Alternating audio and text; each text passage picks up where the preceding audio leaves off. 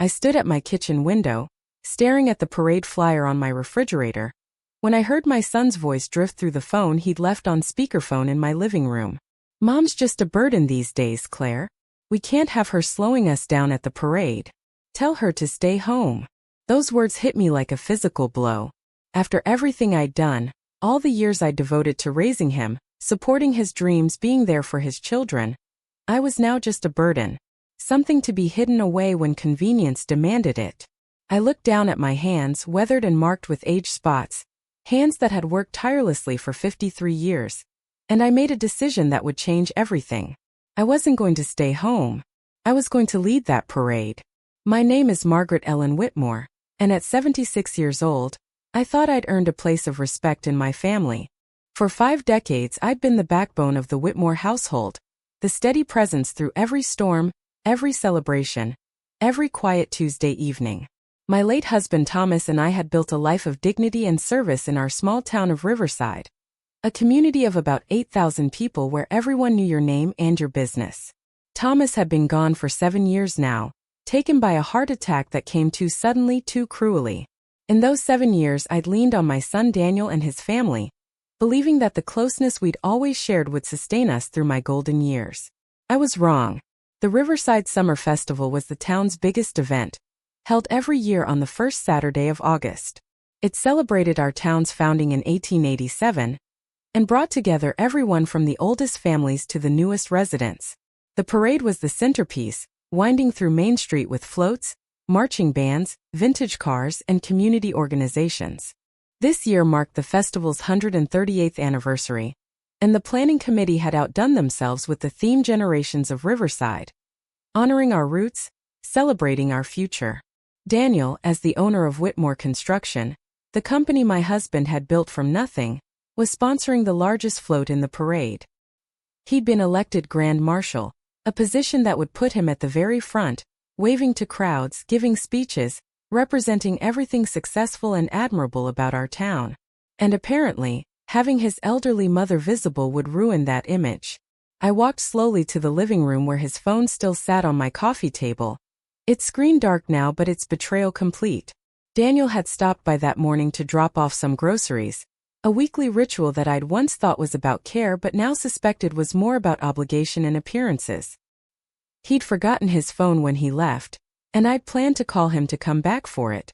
Instead, I'd heard it ring, heard his wife Claire's voice come through the speaker, heard their entire conversation about how to handle the mother problem for the festival. "She walks so slowly now," Claire had said, her voice carrying that particular tone of strained patience. "And you know she'll want to stop and talk to everyone. It'll throw off the whole schedule." "I know," Daniel had replied with a sigh that cut through me. "But what can I do? She expects to be included in everything. Just tell her she should rest. Tell her it'll be too hot, too tiring. Tell her we'll bring her photos." "You're right. Mom's just a burden these days, Claire. We can't have her slowing us down at the parade. Tell her to stay home." That word, burden, it echoed in my head like a bell tolling. I'd heard it said about elderly parents before, whispered in grocery store aisles, discussed in careful tones at community gatherings. But I never imagined my own son would apply it to me. I thought back to all the times I'd rearranged my life for Daniel. When he was 7 and wanted to play Little League, I'd worked double shifts at the hospital where I was a nurse to afford the equipment and fees. When he was 16 and wrecked his first car, Thomas and I had dipped into our savings to fix it and never mentioned it again. When he wanted to go to college for engineering, we'd taken out a second mortgage on our house to make sure he could attend without debt. When he'd wanted to propose to Claire, I'd given him my own mother's diamond ring, an heirloom I'd treasured, because I wanted him to start his marriage with something meaningful. When Thomas died and left the construction company to Daniel, I'd signed over my share without hesitation, trusting that my son would always take care of me if I needed it. Now I was a burden. I picked up the phone, and for a moment I considered calling him, confronting him directly. But something stopped me. Maybe it was pride, maybe it was pain, or maybe it was the sudden crystallization of a plan that had been forming since the word burden first pierced my heart. I set the phone down gently and walked to my bedroom, to the closet where I kept the boxes of my past, photographs, certificates, letters, and memories stored in careful order.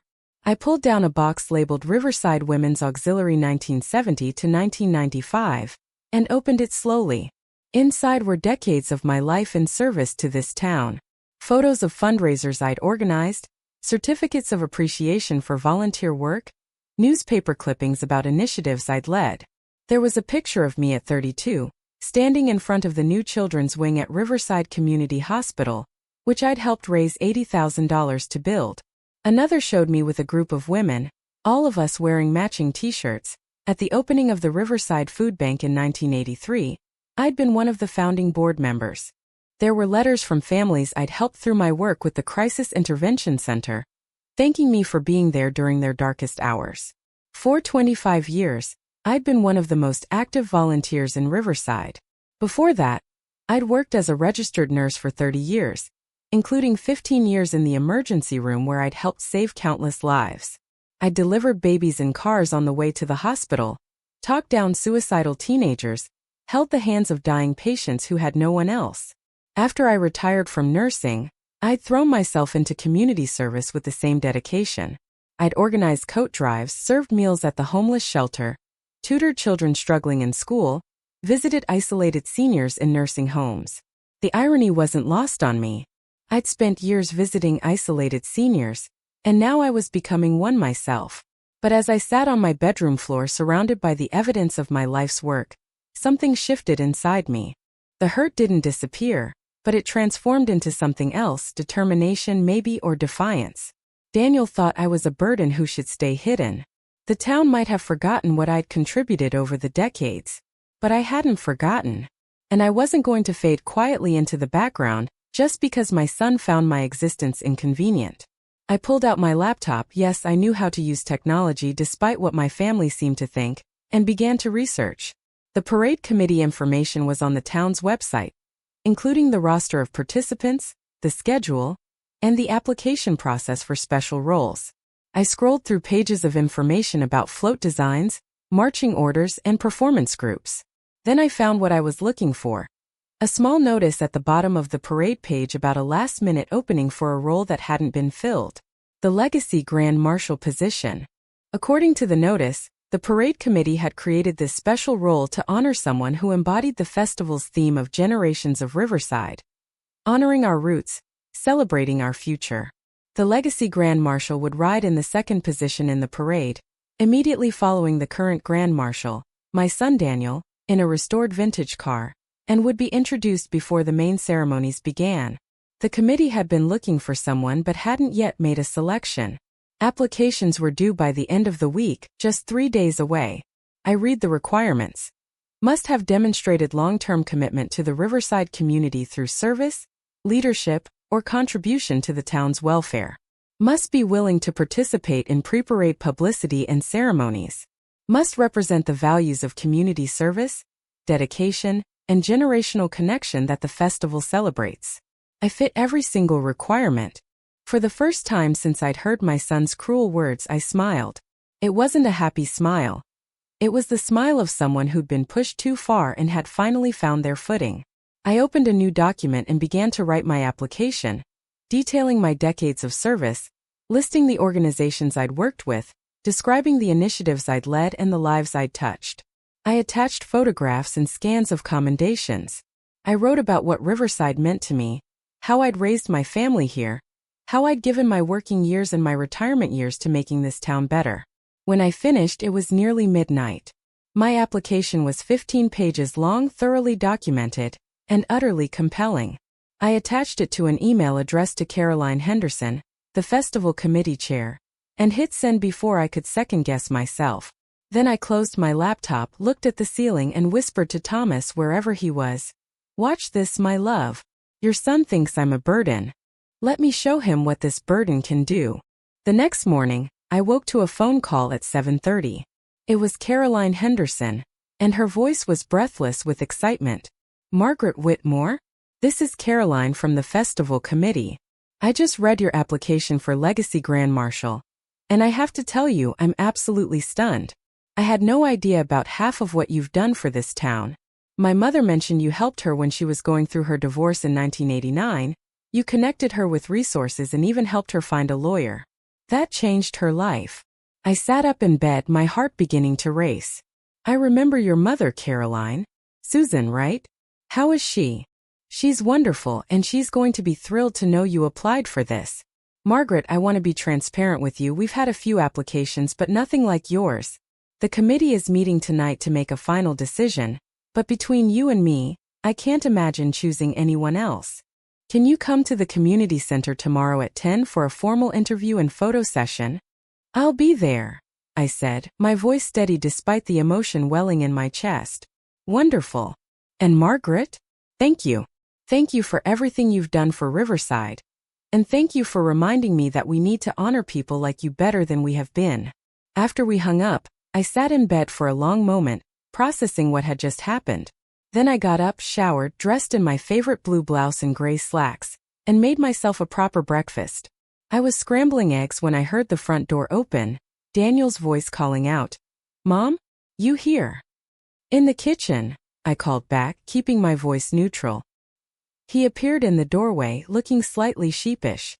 "I left my phone here yesterday. Did you see it?" "It's on the coffee table," I said, not turning from the stove. "I heard it ring but didn't want to answer your calls." "Thanks." He lingered awkwardly. "So, about the festival this weekend, Claire and I were thinking it might be really hot and tiring for you. Maybe you'd be more comfortable watching from home? We could bring you photos and videos afterward." There it was, the careful lie, delivered with manufactured concern. I flipped the eggs onto my plate, turned off the stove, and finally looked at him. He was 51 years old, my son, with Thomas's brown eyes and my determined chin. He'd grown into a successful man, respected in the community, provider for his family. And he was standing in my kitchen lying to my face because he found my existence inconvenient. "That's very thoughtful of you," I said evenly. "But I'll be fine. I'm tougher than you think." He shifted uncomfortably. "It's just that the parade is long and there's a lot of standing around and the heat." "Daniel," I interrupted gently, "I appreciate your concern. But I'll manage. I've been managing my whole life."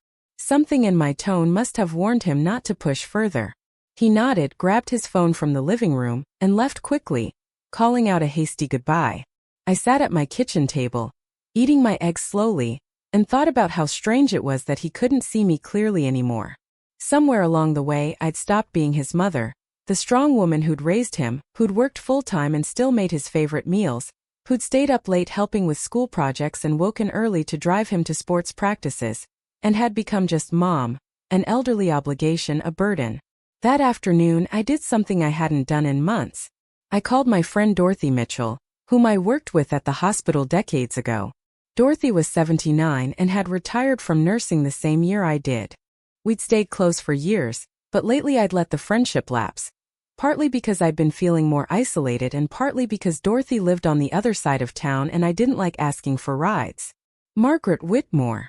Dorothy's voice boomed through the phone with characteristic energy. "I was beginning to think you'd forgotten about me. How are you, honey?" "I've been better," I admitted.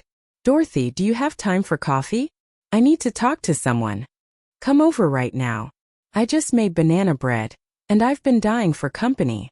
An hour later, I was sitting in Dorothy's sunny kitchen, surrounded by plants and the smell of fresh baking, telling her everything, about overhearing Daniel's conversation, about applying for the Legacy Grand Marshal position, about feeling invisible in my own family.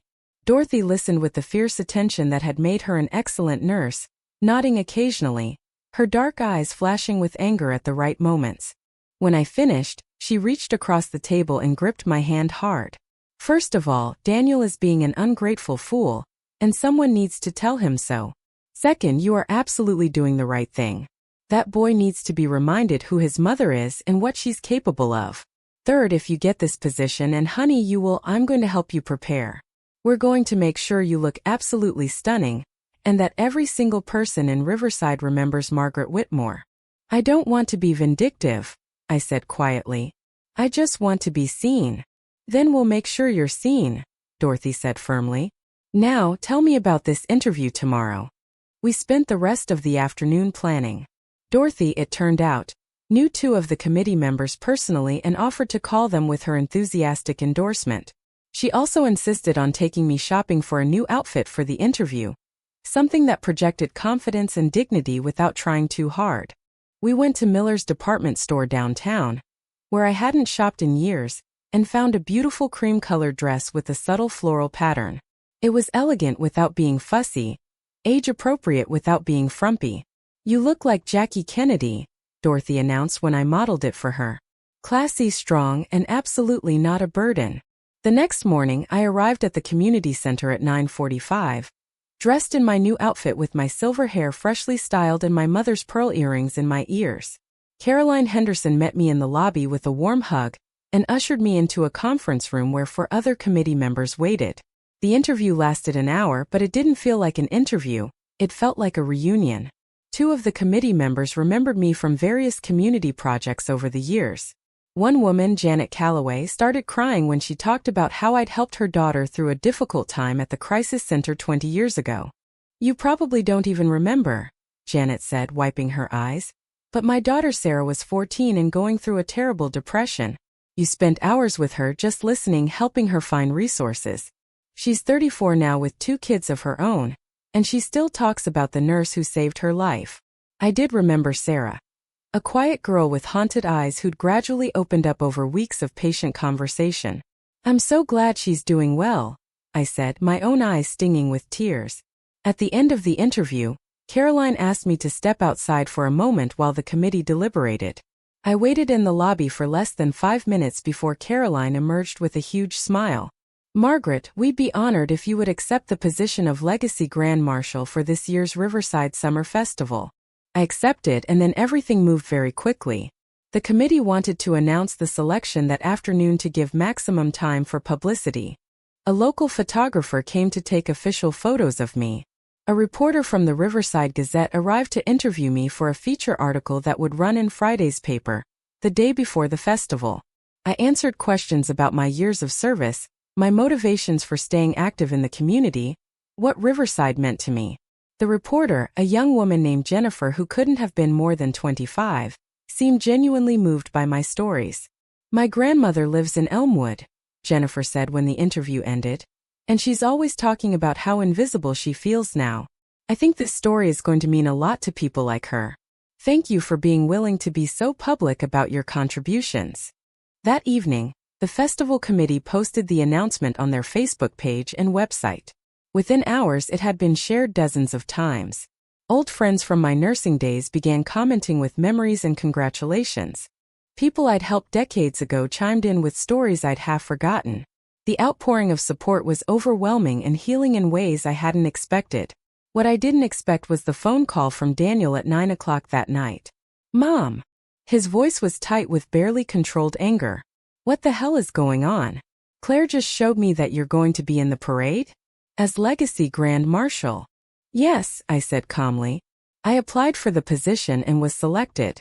Is there a problem?" "A problem? Mom, you specifically told me you'd be fine. You didn't mention you were planning to hijack the parade." "Hijack?" I kept my voice level though my heart was pounding. "Daniel, I applied for a legitimate position and was chosen based on my qualifications. How is that hijacking anything?" "You know what I mean. This is my event, Mom. I'm the Grand Marshal. This parade is important for the business, for my reputation in town. And now you're going to be right behind me, making it about you." His words landed like slaps, but I'd been preparing for this. "The parade isn't about you or me, Daniel. It's about Riverside and its history. The committee created the Legacy Grand Marshal position specifically to honor that history. I'm sorry if my participation makes you uncomfortable, but I've earned this position through 50 years of service to this community." 50 years of Mom, come on. You volunteered at some places and worked as a nurse. That doesn't make you some kind of town hero. The dismissiveness in his voice triggered something cold and hard in my chest. "I see. And what exactly have you done for Riverside, Daniel?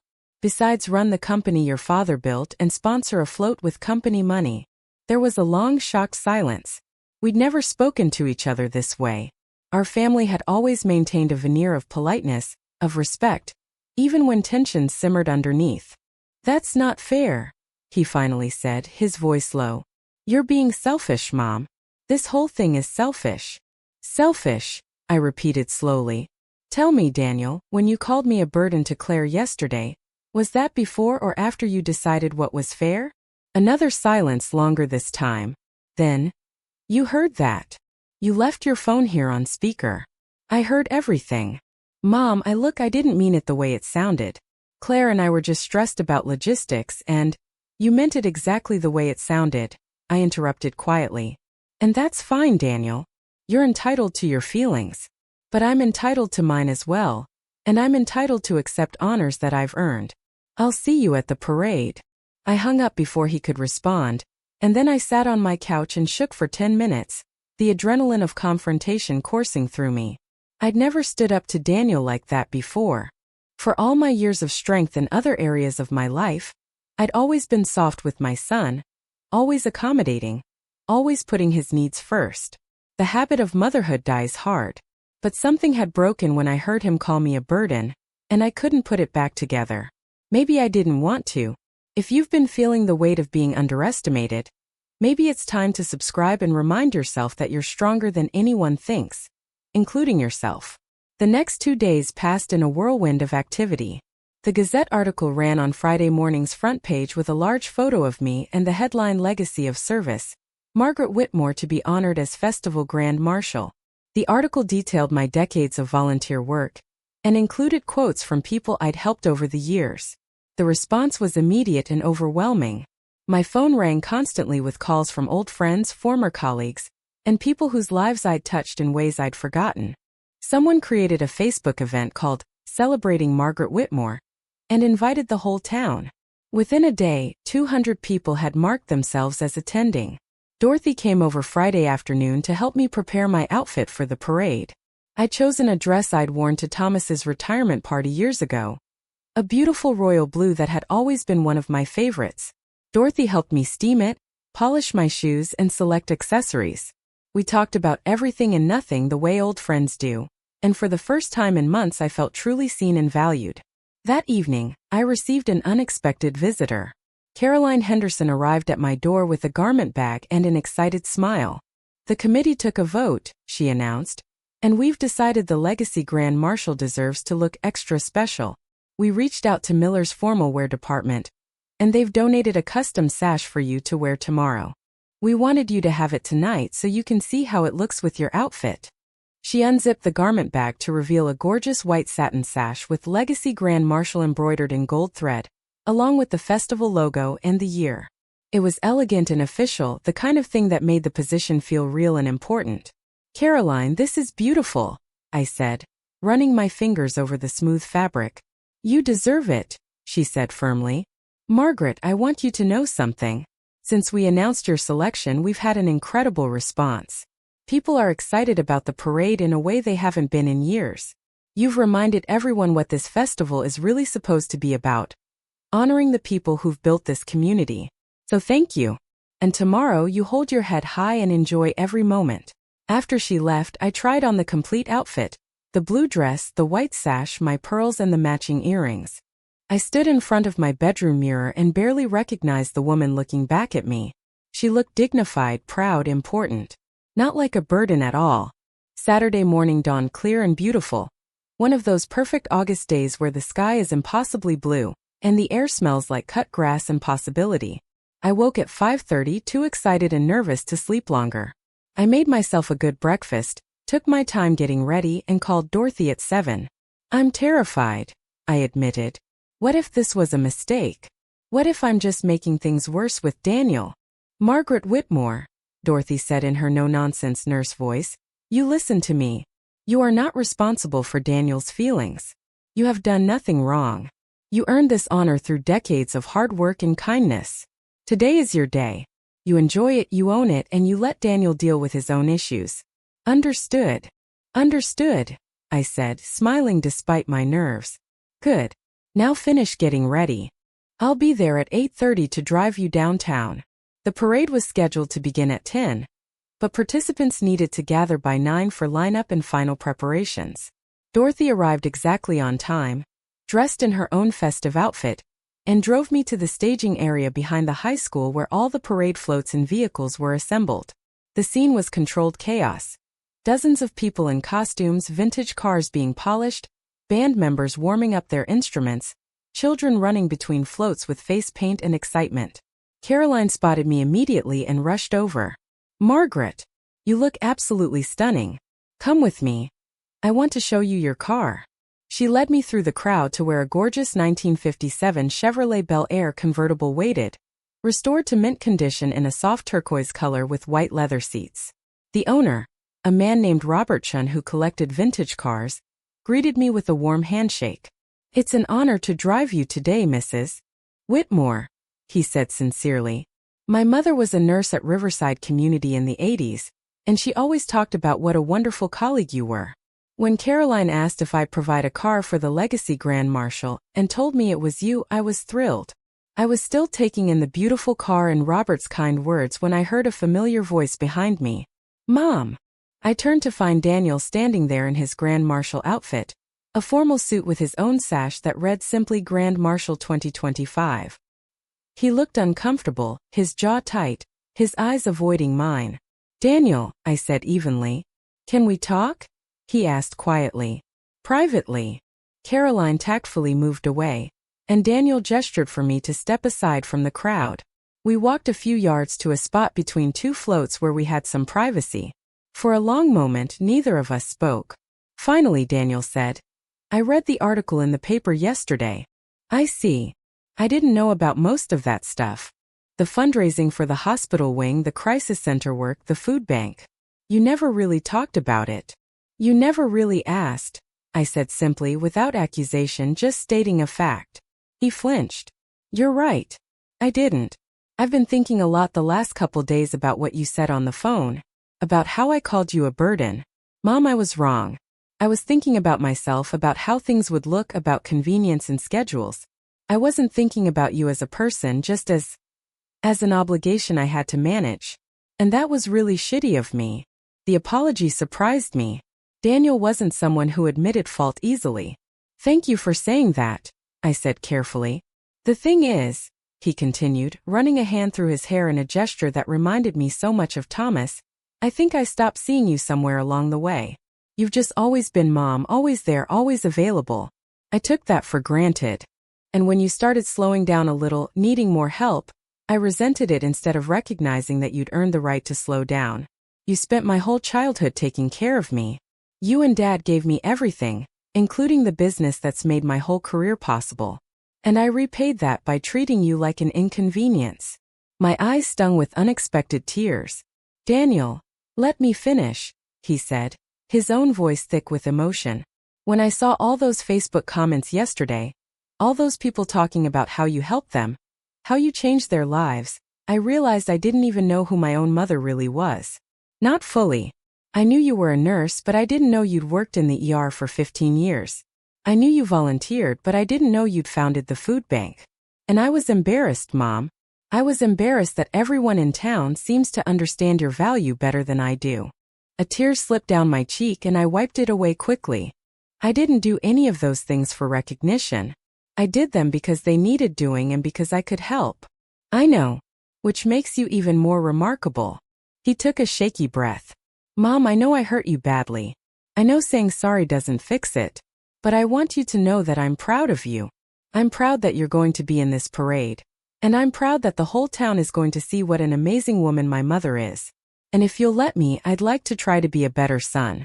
One who actually deserves the mother he has." The tears were flowing freely now, and I didn't bother to wipe them away. I stepped forward and hugged my son for the first time in what felt like years. He hugged me back tightly, and for a moment we were just a mother and son who loved each other, stripped of all the resentment and disappointment that had built up between us. "We still have things we need to work through," I said when we pulled apart. "This conversation doesn't erase everything that's happened." "I know," Daniel agreed. "But maybe it's a start?" "A start," I confirmed. "Now we both need to get back. This parade isn't going to run itself." He smiled, a real smile this time, not the forced one I'd been seeing lately. "No, it's not. Mom, thank you for not giving up on me. For not just fading into the background like I was asking you to do. I'm 76, Daniel, not dead. I have some fight left in me yet." He laughed, and the sound was lighter than anything I'd heard from him in months. We walked back to the staging area together, and I saw Claire standing near Daniel's car, a modern luxury sedan that would lead the parade. She looked uncertain when she saw us, clearly unsure whether we'd reconciled or fought.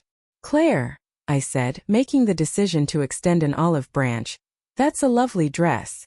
"Thank you, Margaret," she said carefully. "You look beautiful. The sash is very impressive. The committee was very generous." I paused, then added, "I know Daniel's been under a lot of stress with the business expansion. I don't want my participation today to add to that stress." Something in Claire's expression softened. "Actually, I think it might help. The whole town is talking about you. Our phone has been ringing off the hook with calls from people who want to tell us stories about things you did for them. It's been opening. I'm sorry we didn't appreciate you better." The apologies were coming from unexpected places, and I found myself more forgiving than I'd thought I'd be. Maybe it was the perfect weather, or the excitement of the day, or maybe it was just that I'd been lonely for so long that having my family acknowledge me felt like water in a desert. A voice over the loudspeaker announced that it was time for all participants to take their positions. Robert appeared at my elbow to escort me to the Bel Air, and Dorothy materialized with my purse and a bottle of water. The staging area erupted into coordinated movement as people rushed to their assigned places. Caroline climbed onto a platform with a megaphone and began running through final instructions. Grand Marshal Daniel Whitmore in the lead vehicle. Legacy Grand Marshal Margaret Whitmore in the second position. Riverside High School Marching Band in third. Whitmore Construction Float in fourth. The lineup continued, dozens of participants slotting into their designated order. I settled into the white leather seat of the Bel Air, feeling the warm sun on my face and the excited energy of the crowd around me. Robert got into the driver's seat and adjusted his mirrors. Just ahead of us, I could see Daniel and Claire in their car, talking and smiling. For the first time in a long time, I felt like I was exactly where I was supposed to be. The loudspeaker crackled again. 5 minutes to start. 5 minutes. My heart rate picked up. In 5 minutes, we'd be pulling out onto Main Street. In 5 minutes, the entire town would see me not as Daniel's elderly mother or someone's burden, but as Margaret Whitmore, Legacy Grand Marshal, woman of service and dignity. The thought was terrifying and exhilarating in equal measure. "You ready?" Robert asked with a kind smile. "I think so," I said. "It's been a long time since I was in a parade." "When was the last time?" I thought back. 1976, actually. The bicentennial celebration. I was on the hospital float with other nurses and doctors. 49 years ago, Robert calculated. "Well, welcome back to parade life, Mrs. Whitmore. I think you're going to enjoy this." The loudspeaker announced 2 minutes, then 1 minute. I heard the distant sound of cheering from Main Street where crowds were already gathered. Then Caroline's voice rang out. "Parade participants, we are go. Grand Marshal, proceed." Daniel's car rolled forward slowly, turning out of the staging area and onto the parade route. The marching band struck up a rousing march. Then Robert put the Bel Air into gear, and we began to move. As we turned onto Main Street, the sight before me took my breath away. Both sides of the street were packed with people. Families with children on shoulders, elderly couples in lawn chairs, teenagers waving flags, business owners standing in their doorways. The crowd had to be thousands strong. Far more than I'd expected. And when they saw the parade beginning, they erupted into cheers and applause. But something unexpected happened as our car came into view. The cheering swelled even louder. People weren't just clapping politely. They were standing, waving enthusiastically, calling out my name. "Margaret! Margaret Whitmore! Go, Mrs. Whitmore! We love you, Margaret!" I was so shocked that for a moment I forgot to wave back. Then Robert said gently, "They're cheering for you. Wave to them." So I did. I waved with both hands, turning from side to side to acknowledge the crowds on both sides of the street. The more I waved, the louder they cheered. Signs had appeared in the crowd, homemade posters that read things like "Thank you, Margaret," and "Legacy of Love," and "Riverside honors our heroes." I saw Dorothy standing with a group of our old nursing colleagues, all of them wearing matching t-shirts with my face printed on them and the caption "Team Margaret." The sight made me laugh out loud with delight and disbelief. We rolled slowly down Main Street, passing Miller's department store, the Riverside Cafe, the library, the post office. All the landmarks of my life in this town. At every block, more familiar faces appeared in the crowd. There was Janet Calloway with her daughter Sarah, now grown with her own children. There was Robert's mother from the hospital, waving enthusiastically. There was a whole group from the food bank wearing their volunteer shirts. There was a section of people I'd helped at the crisis center over the years, holding a banner that read, "You saved us. We celebrate you." I cried openly as we made our way through town, not tears of sadness but of overwhelming emotion. For so long I'd felt invisible, forgotten, reduced to a burden. But Riverside hadn't forgotten me. The people I'd helped, the lives I'd touched, the community I'd served, they remembered. They saw me. They valued me. Ahead of us, I saw Daniel and Claire also waving to the crowds, but I noticed Daniel glancing back frequently, seeing the reception I was receiving. At one point our eyes met, and he smiled and gave me a thumbs up. It was a small gesture, but it meant the world. The parade route was 2 miles long, winding through the downtown area and ending at Riverside Park where the main festival activities would take place. As we approached the park, I could see a stage set up for speeches and presentations. The parade vehicles would pull up to the stage in order, allowing each Grand Marshal to be formally introduced to the assembled crowd. When we reached the park, Robert carefully parked the Bel Air in the designated spot. He came around to help me out of the car, and I was surprised to find my legs a bit shaky, partly from sitting for so long, partly from the emotional intensity of the experience. Caroline appeared with a wheelchair. "Just in case you need to rest," she said kindly. "The ceremony will take about 20 minutes. I started to protest that I didn't need it, then remembered what Dorothy had said about accepting help with grace. "Thank you, Caroline. That's very thoughtful." Daniel and Claire were already on stage as I was wheeled up the ramp. The park was filled with what looked like the entire town, thousands of people spread across the grass, sitting on blankets, eating festival food, waving flags. When I appeared on stage, the crowd erupted into applause again, and I felt that same swell of emotion. The mayor of Riverside, a man named Tom Patterson whom I'd known since he was a child, stepped up to the microphone. "Good morning, Riverside. Welcome to the 138th Annual Riverside Summer Festival." More cheers and applause. As mayor, it's my privilege to officially welcome our parade grand marshals and kick off today's celebration. He introduced Daniel first, speaking about Whitmore Construction's contributions to the town's growth and development, about Daniel's leadership in the business community. Daniel stepped forward to wave, and the crowd applauded respectfully. He gave a brief speech about being honored to serve as Grand Marshal and about Riverside's bright future. Then Tom said, "And now I have the extraordinary pleasure of introducing someone very special. This year our festival committee created a new honor, the Legacy Grand Marshal, to recognize someone who embodies the very best of Riverside's history of community service and generational impact. There could be no better choice for this inaugural honor than our own Margaret Ellen Whitmore." The crowd's response was thunderous. People stood, whistled, stomped their feet. Tom had to wait for the noise to die down before he could continue. "Many of you know Margaret as a neighbor, a friend, a helper in times of need.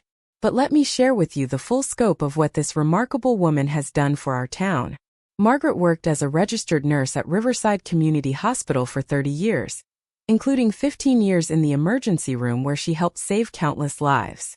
She was instrumental in raising $80,000 for the children's wing in 1985. After retiring from nursing, she co-founded the Riverside Food Bank, served on the Crisis Intervention Center board for 20 years, organized coat drives, tutored struggling students, and visited isolated seniors. For 5 decades, Margaret Whitmore has been the beating heart of this community, giving her time, her energy, her compassion, and her skills to make Riverside a better place for all of us. Tom turned to me. "Margaret, would you like to say a few words?" I hadn't prepared a speech. I hadn't expected to need one. But as I stood at the microphone looking out at thousands of familiar faces, the words came naturally. "I'm 76 years old," I began, and the crowd quieted to hear me, "and I've lived in Riverside for 53 years. My late husband Thomas and I raised our son Daniel here. We built a life here, we worked here, we aged here. Riverside isn't just where I live. It's who I am. Everything I've done, all the volunteering and helping and showing up, I didn't do it for recognition or awards. I did it because this town gave me a home and a family beyond my own blood relatives. I did it because when you're part of a community, you take care of each other. That's what community means. I paused, gathering my thoughts. Lately, I've been feeling invisible. I think that happens to a lot of us as we get older. We start to wonder if we still matter, if we still have value, if anyone remembers who we were and what we did. And I won't lie to you, it hurts to feel forgotten. But today, you've all reminded me that I'm not forgotten. You've reminded me that a life of service creates ripples that spread further and last longer than we can imagine. You've reminded me that strength and dignity don't have an expiration date. The crowd was utterly silent now, hanging on every word. So thank you. Thank you for seeing me. Thank you for honoring not just me, but all the people in this town who show up and do the work and make sacrifices for the common good. Thank you for remembering that our elders aren't burdens, we're legacies. We're living history. We're the roots that feed the tree. And as long as we honor and value those roots, Riverside will continue to grow strong.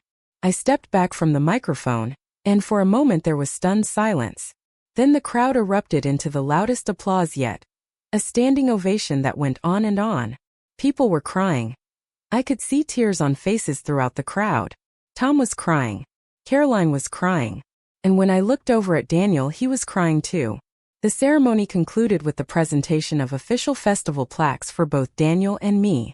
Then the mayor declared the festival officially open, and the crowd dispersed to enjoy the various activities: food vendors, craft booths, live music, children's games. I was immediately swarmed by people wanting to talk to me, thank me, share memories. For the next 2 hours, I held court from a comfortable chair that Caroline had provided, greeting an endless stream of well-wishers. Dorothy stayed by my side, managing the flow of people and making sure I had water and snacks. "You're a rock star," she whispered at one point. "Look at this. You're a genuine rock star." Around noon, Daniel and Claire approached with their 3 children, my grandchildren, whom I realized I'd barely seen in the chaos of the morning. Emma was 16, Jake was 13, and little Sophie was 8. They all looked at me with something like awe. "Grandma," Emma said, "that speech was amazing. I had no idea you'd done so much. Mom and Dad never really told us." "That's because I didn't really know," Daniel admitted, putting a hand on Emma's shoulder. "Your grandmother is a private person about her accomplishments. But we're going to change that. We're going to make sure you kids know the whole story of who she is and what she's done." "Can you tell us?" Sophie asked, climbing onto my lap with the fearless affection of an 8-year-old. "Tell us stories about when you were a nurse and helped people?" I looked at my son, and he nodded encouragingly. So I spent the next hour telling my grandchildren stories they'd never heard before. About delivering a baby in a car during a snowstorm, about talking a suicidal teenager off a bridge, about organizing a massive fundraiser that brought the whole town together. They listened with rapt attention, asking questions, exclaiming at dramatic moments, seeing me with fresh eyes. Claire watched with something like wonder. "Margaret, I owe you an apology too," she said quietly when the children were distracted by festival food. "I've been part of the problem. I've treated you like you were fragile and inconvenient instead of strong and valuable. I'm sorry. I hope we can start over." "I'd like that," I said honestly. "Family is complicated, Claire. We all make mistakes. What matters is whether we learn from them." As the afternoon wore on, I found myself energized rather than exhausted by the attention and activity. This was what I'd been missing, not just recognition but connection, purpose, the sense that I mattered to the world beyond my own front door. At one point, the local news station arrived to film a segment about the festival, and they specifically requested an interview with the Legacy Grand Marshal. I spoke to the reporter about the importance of honoring community service and respecting our elders, and I could see the impact my words were having on the people gathered around watching. By late afternoon, I was genuinely tired but profoundly happy. Dorothy drove me home as the sun was starting to sink toward the horizon, casting golden light over Riverside. My house, which had felt so empty and lonely just a week ago, now felt like a place I was returning to with pride rather than resignation. "Thank you," I said to Dorothy as we pulled into my driveway, "for everything. For supporting me, for believing in me, for helping me remember who I am. Oh, honey, Dorothy said, reaching over to squeeze my hand. You did all the hard parts yourself. I just cheered from the sidelines. Now you get inside, put your feet up and bask in your glory. You earned it. Inside, I made myself a cup of tea and sat in my favorite chair, still wearing my Legacy Grand Marshal sash because I wasn't quite ready to take it off. My phone had been buzzing all day with messages and calls, but I'd ignored most of them to be present in the moment. Now I scrolled through, reading congratulations from old friends, thank you messages from people I'd helped, and comments on the various social media posts about the festival. One message in particular caught my eye. It was from Jennifer, the young reporter who'd interviewed me for the Gazette article. Mrs. Whitmore, I showed my grandmother the video of your speech and she cried. She said she's been feeling exactly the same way, invisible and forgotten. But watching you stand up there with such dignity and strength, she said it reminded her that she matters too. Thank you for being brave enough to step forward. You've inspired more people than you know. I read the message 3 times, letting the weight of it settle over me. This was why I'd applied for the Legacy Grand Marshal position, why I'd refused to stay home and hide away like Daniel had wanted. Not for revenge, not for recognition, but for the possibility that my visibility might give permission to others to be visible too. For the chance to remind people that growing old doesn't mean growing irrelevant. The next morning was Sunday, and I woke to a knock on my door at 9 a.m. I shuffled to the door in my bathrobe to find Daniel standing there with a bag from the bakery and 2 cups of coffee. Too early? He asked. I wanted to come by before church and bring you breakfast. Real breakfast, from Ruby's bakery. Not just grocery store muffins. Come in, I said, surprised and touched. I was just getting up. We sat at my kitchen table, and for a few minutes we just ate croissants and drank coffee in comfortable silence. Then Daniel said, I've been doing a lot of thinking since yesterday. Oh, about what kind of son I want to be. About what kind of example I want to set for my kids about how we treat our elders. About how to be better. He set down his coffee cup and looked at me directly. Mom, I want to make some changes. Real ones, not just apologies that don't translate to action. What kind of changes? I asked carefully. First, I want to set up a regular schedule for family dinners. Once a week you come to our house or we come here, and we actually spend quality time together. Not obligation visits where I drop off groceries and leave. Real time where we talk and the kids get to know you better. I felt warmth spreading through my chest. I'd like that very much. Second, Claire and I talked and we want to create a family history project with the kids. We want them to interview you, document your stories, maybe even create a video or a book. Your history is their history, and they should know it. That sounds wonderful, I said, my voice thick with emotion. Third, Daniel continued, I want your advice on the business. Dad built Whitmore Construction from nothing, and you were his partner through all of that. You saw how he made decisions, how he treated employees, how he balanced profit with principles. I've been running the company for 7 years without really tapping into that institutional knowledge you have. I'd like to change that. Maybe monthly lunch meetings where we talk about business challenges, and you can share Dad's wisdom and your own. Daniel, I'd be honored, I said, reaching across the table to take his hand. Your father would be so proud of the man you've become, and the man you're working to be. I hope so, he said quietly. Mom, watching you yesterday, seeing the town respond to you, hearing your speech, understanding even a fraction of what you've contributed, it changed something in me. I realized I've been measuring success all wrong. I thought success was building the business bigger, making more money, having a certain reputation. But you've lived a successful life by different measures, by how many people you've helped, how much good you've done, how much love you've spread. And your reward yesterday wasn't money or a bigger house. It was respect and gratitude and connection. That's what I want my kids to learn. That's the legacy I want to leave. I was crying again, but these were the good kind of tears, the kind that come from wounds beginning to heal. You're already teaching them, I said. By recognizing your mistakes and working to fix them, you're teaching them more than you know. We finished breakfast and talked for another hour about practical details, when to schedule the first family dinner, how to structure the history project, what topics might be good for our business lunches. When Daniel finally left to go to church, I felt lighter than I had in months. The relationship wasn't completely repaired, That would take time and consistent effort, but it was on a new path, a healthier one. Over the following weeks, my life transformed in ways I hadn't anticipated. The festival speech went viral on local social media, then got picked up by regional news outlets, then somehow found its way to a national news aggregator. Suddenly I was receiving messages from people all over the country. Elderly people thanking me for giving them courage, younger people saying I reminded them to appreciate their own aging parents, volunteers saying I'd inspired them to serve their communities more fully. The mayor's office called to ask if I'd be willing to serve on a new community advisory board, focused on senior services and intergenerational programming. The hospital foundation invited me to join their board of directors, citing my history with the institution and my obvious passion for healthcare. The food bank asked me to be the face of their upcoming fundraising campaign. Suddenly, at 76 years old, I was busier than I'd been in years, but busy with purpose, with connection, with meaning.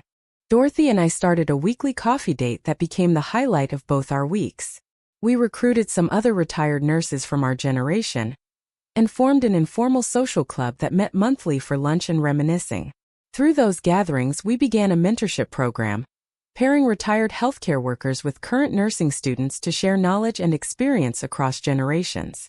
The program was so successful that the community college asked to make it an official part of their curriculum. True to his word, Daniel instituted weekly family dinners. The first one was slightly awkward, all of us adjusting to this new dynamic, but by the third week it felt natural and comfortable. Emma, my oldest grandchild, took on the family history project with the fervor of a filmmaker, interviewing me for hours about my life, digitizing old photos, creating a documentary-style video that made me laugh and cry in equal measure. Jake, the middle child, discovered that I knew a lot about construction from my years married to Thomas and started asking me questions about building and design. Little Sophie just liked having another grown-up who would play dolls with her and not get bored after 5 minutes. Claire and I developed our own relationship, separate from our roles as mother-in-law and daughter-in-law. We started taking walks together on weekends, talking about everything from her work stress to my health challenges to the complexities of raising teenage daughters. I discovered that she had her own struggles with feeling undervalued and invisible in different ways, and we bonded over that shared understanding. The monthly business lunches with Daniel became some of my favorite times. He would present challenges he was facing with the company, and we'd talk through them together, often referencing things Thomas had done in similar situations.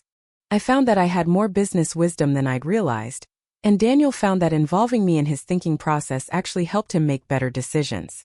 The company started thriving in new ways, and Daniel credited our conversations for helping him refocus on values-driven leadership rather than just growth for growth's sake. 3 months after the festival, Caroline Henderson called to tell me that the Legacy Grand Marshal position would now be a permanent part of the annual parade, and that they wanted to create a nomination process for future honorees. "You started something important, Margaret," she said. "You reminded us that we need to celebrate the people who've built this community, not just the people who are currently prominent. We're calling it the Margaret Whitmore Legacy Award." "You don't need to name it after me," I protested, embarrassed. "Yes, we do," Caroline insisted. "You showed us what it means to stand up for your own worth, even when others have dismissed you. That's a legacy worth remembering." The holidays that year were different too. Instead of feeling like an afterthought at family gatherings, I was centered and included. Emma presented the completed family history video at Thanksgiving dinner, and we all watched it together. 45 minutes of my life documented through photos, interviews, and narration. When it ended, there wasn't a dry eye in the room. Sophie, my youngest grandchild, climbed into my lap and said, "Grandma, you're like a superhero. But real." "Not a superhero, sweetheart," I said, stroking her hair. "Just a person who tried to help when help was needed." "That's what superheroes do," she said with 8-year-old certainty, and maybe she was right. By the time the new year rolled around, I had fully stepped into this next chapter of my life. Not as someone fading into quiet retirement, but as someone actively engaged in shaping my community and my family relationships. I was still 76 years old. I still walked more slowly than I used to, still got tired more easily, still had the typical aches and pains of aging. But I was no longer invisible. I was no longer a burden. I was Margaret Ellen Whitmore, Legacy Grand Marshal, community pillar, grandmother, mentor, volunteer, nurse, and survivor. I was someone who had heard herself called a burden and had refused to accept that definition. I was someone who had stood up, stepped forward, and led the parade. On a quiet Sunday afternoon in January, I sat in my living room with a cup of tea, looking at the framed photo from the festival that Emma had given me for Christmas. It showed me in the Bel Air, waving to the crowd, wearing my Legacy Grand Marshal sash and a smile of pure joy. The town,